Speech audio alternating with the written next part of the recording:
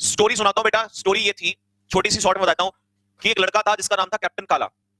ठीक है, जब 1999 में कारगिल वॉर हुआ तो उससे पहले, युद्ध शुरू होने से पहले कैप्टन काला वहीं पर पोस्टेड था।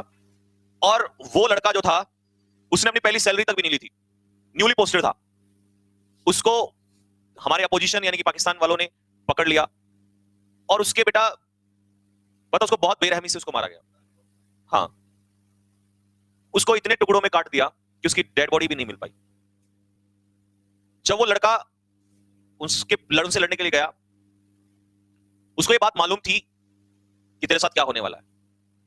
उसको ये पता था तो अभी नया न्यूली रिकमेंड होकर आया है, उसको ये पता था तेरा तो भविष्य बहुत बड़ा है, अभी यंग है, पहली सैलरी तक भी इस लड़के ने ना ली हो, उसको सब मालूम था।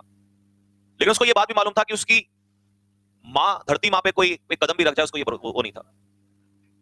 उसने इवन घर वालों तक को भी नहीं बताया। This is called love for your Motherland. और वो वहां से निकल गया। तब उसके बाद जो ये वॉर है ये और आगे ये फिर एक अलग लेवल पे चली गई थी। मेरा सिर्फ स्टोरी से इतना मतलब था बताने का कि चाहता तो बच के भी वहां से वापस हट सकता था, पूरी जिंदगी सामने पड़ी थी। लेकिन सोचिए उस मार्टर को कि जिसको पता कि मौत सामने खड़ी है भाई, लेकिन दिलेरी से आगे निकल गया। यही हमारे फौजी होते हैं, यही हमारे जवान होते हैं, और वही तुमने बनना है। इतना गुर्दा रखते हो अगर अपने अंदर तो फौज में आओ, नहीं तो काम बहुत है करने के लिए। तो ये चीज कहीं ना कहीं अपने दिमाग में रखिए बेटा कि लोग ऐसे भी होते हैं जो सब कुछ ही कुर्बान कर देते हैं। These are the guys. Unmarried अबे नालायक जूता खाएगा। अनमैरिड तो होगा ही जब उसकी पोस्टिंग हुई है वहां से। अबे अनमैरिड ही होगा भाई जब उसकी तुरंत तुम नशे वसे तो करके नहीं बैठे हो आज कमबख्त।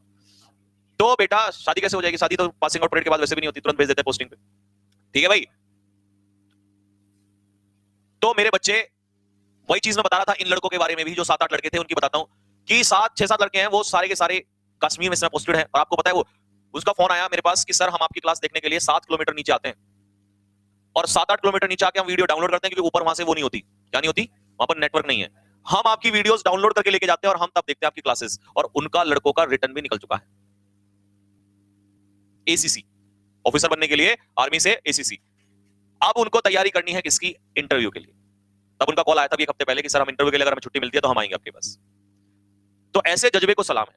बहाने वालों के लिए तो, जिनके पास बहाने हजार हैं, वो घर में भी नहीं पड़ते। और वो सोचो कि 7-8 किलोमीटर चल के पहले वीडियो को डाउनलोड करने के लिए आते हैं। तो सपनों को कोई रोक थोड़ी ना सकता है, सपनों को कोई नहीं रोक सकता। ये तो वही वाली बात हुई ना कि जब बारिश पड़ी तो सारी की सारी चिड़ियाएं जो हैं वो घोंसले में पड़ गई, और जो बाज था उसने क्या सोचा, नहीं, वो ऊपर निकल के आसमान से ऊपर चला जाता है। तो आपको चिड़िया बनना है या बाज बनना है, सोचना तो भाई आप लोगों को ही है।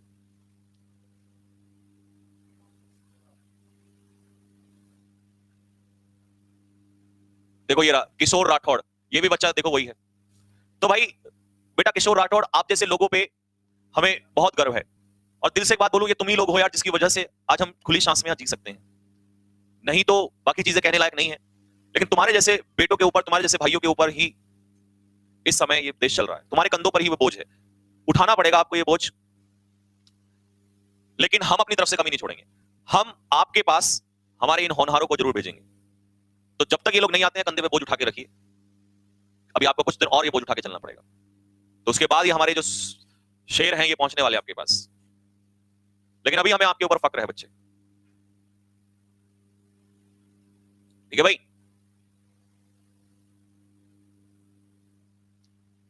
देखो आर्यन राज, ऐसे भी हैं, ऐसे भी हैं।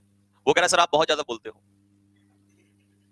ऐसे भी तो हैं, ये ऐसे ऐसे पाकिस्तानी भी हैं। मतलब अगर मैं किसी की शहादत के बारे में सुना रहा हूं, या मैं ये बता रहा हूं कि ऐसे ऐसे लड़के भी हैं, ऐसे हमारे फौजी भी हैं, तो उसको लग रहा है कि बहुत ज्यादा बोलते हैं। फिर बेटा देख ही क्यों रहा है तू यहाँ पे है? जब तुझे हमारे फौजियों की शहादत, तुम लोग वो हो, मुझे बोलना नहीं चाहिए, अभी मैं बहुत बोल जाऊंगा उल्टा यहाँ पे। खैर सोशल मीडिया पे हूं, अभी मैं क्या ही बोलूं बेटा।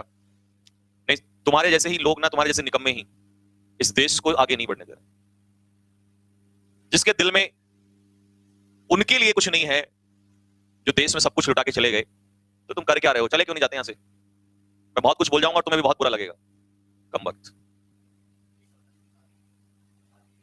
ऐसे तो बहुत हैं, ऐसे बहुत। सेना में कोई भी हो, वो ये नहीं सोचता कि पीछे परिवार है, क्या है क्या नहीं है, उसको कुछ नहीं है। वो जब घर से निकलता है तो वो जिम्मेदारियों का बोझ लेके चलता है, भारत माता का, और उस भारत माता के बोझ को आगे लेके बढ़ा रहा होता है। और ये जो आर्यन के जैसे निकम्मे हैं ना, ये भी नहीं देखते कि तुम सुन क्या रहे हो, किस बारे में सुन रहे हो। तुम्हें क्या मैं अपनी बहादुरी की बात सुना रहा हूं? तुम्हें उन बहादुरों की बात सुना रहा हूं जिसको 10 जन्म ले लोगे ना तब भी तुम्हारी औकात नहीं। अब मैं खैर I don't want to use such words, but people like you instigate us.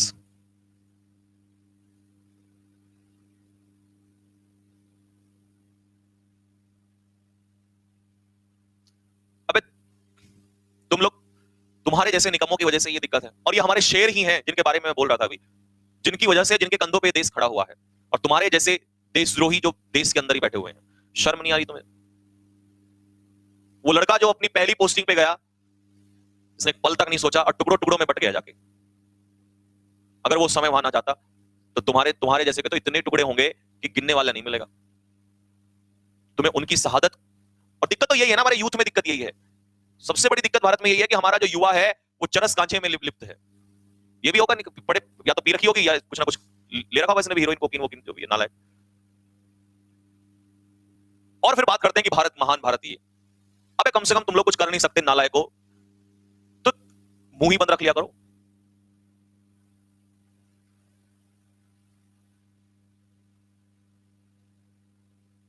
Block मारो नहीं जिसको, कम वक्त। हाँ,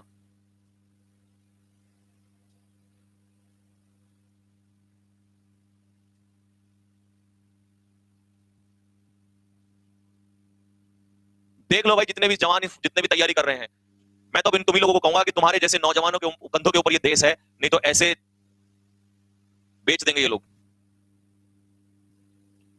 जो हमारे देश के उन शहीदों के बारे में नहीं सुन सकते। भाई साहब, मैंने ये कहानी ना रात को 3 बजे पढ़ी कल, जब मैं बुक के लिए वो कर रहा था तो 3 बजे, और जब मैं कहानी को, मेरे रोंगटे खड़े हो गए रात के 3 बजे। और ये कम वक्त सच में बेटा अगर तो सामने होता ना, अभी मेरी ऑफलाइन क्लास में होता, तब मैं तुझे बताता कि क्या होती कहानी। चलो बेटा, अब आप पढ़ लो। बस एक ही बात ध्यान रखना, अब तुम एक बात ध्यान रख लो कि इतने भी गिरे हुए हैं इस दुनिया में लोग, इस भारत में, तुम्हारे कंधों पे ये जिम्मेदारी टिकी हुई है। इस जिम्मेदारी को संभाल लो, इस देश को संभाल लो, क्योंकि भविष्य तुम ही हो। और मैं सुबह क्या गलत कह रहा था?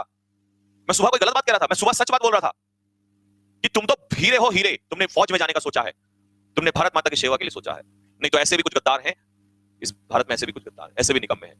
तो you are very lucky guys. और तुम्हारे बड़े भाई, तुम्हारे से सीनियर जो लोग हैं, वो इस समय मैदान में डटे हुए हैं। तो अब उस जिम्मेदारी को अपने कंधों पे लेने का समय आ गया है।